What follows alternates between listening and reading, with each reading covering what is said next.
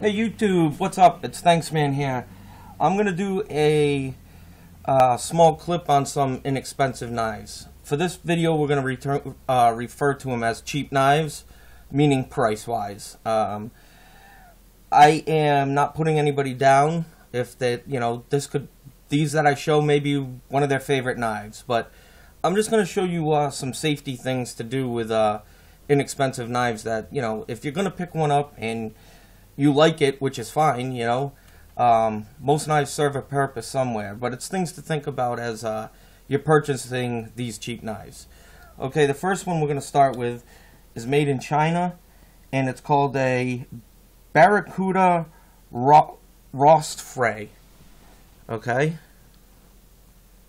now if you notice, the scales are actually plastic, and there's one small liner. The liner lock is actually very paper thin, so any hard use with this knife, you're gonna hurt yourself. Okay, it does serve its purpose, maybe opening envelopes or whatnot, but these are things to think about. Also, pocket clip one way, so that's something to think about with a cheaper knife, inexpensive. Okay, next one we have is Frost Cutlery China. Here we go. Another liner lock. Now, this one, you can see you can open it, close it, open it, and the lock actually starts to fail, as you can see right there. See it failing? So I don't really have to go on much more about the Frost Cutlery made in China. So you could get hurt with that one as well. These are the things to think about with these knives. Okay, now we have also a smaller knife that just says Ranger on it. It's right here. And same thing again with the lock.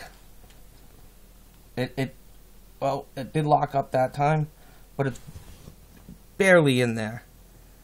I mean, you're looking for another accident with this thing.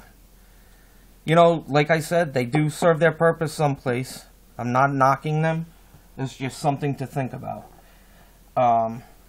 Here's another one. This is a Maxim, and this one's made in China and headquarters in the US. Right here.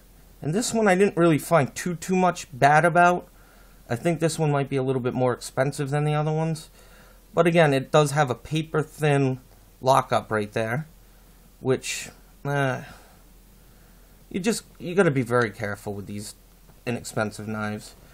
Again, your pocket clip can only go one way on these. Things to think about, when you're looking. Then here's one called Dakota Stainless China. There we go, right here. Okay, and in fact, the way this one's shaped, I actually really like this knife. You can see it right there. See? But as you look closer, the bushings are actually plastic inside this knife, which isn't also an accident waiting to happen eventually.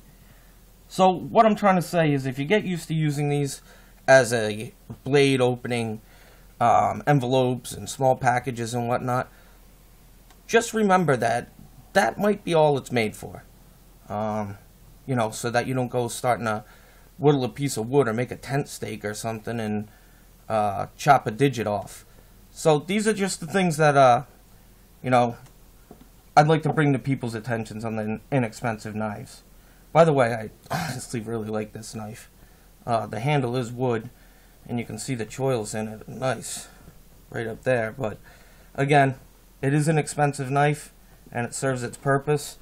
So, with that said, if you're going to buy these kind of knives, just really take a look at it, and look at some of the things that I just pointed out. Because with the plastic bushings, the thin lock, or the lock's not working, you're looking possibly to get injured. So everybody be safe. I hope this helps somebody out. And like I said, if this is your favorite knife, I'm sorry. I'm just kind of throwing this out there for maybe newbies that are just getting into knife collecting or something. So thanks a lot, guys. Have a good day, and rate, comment, subscribe. Talk to you soon.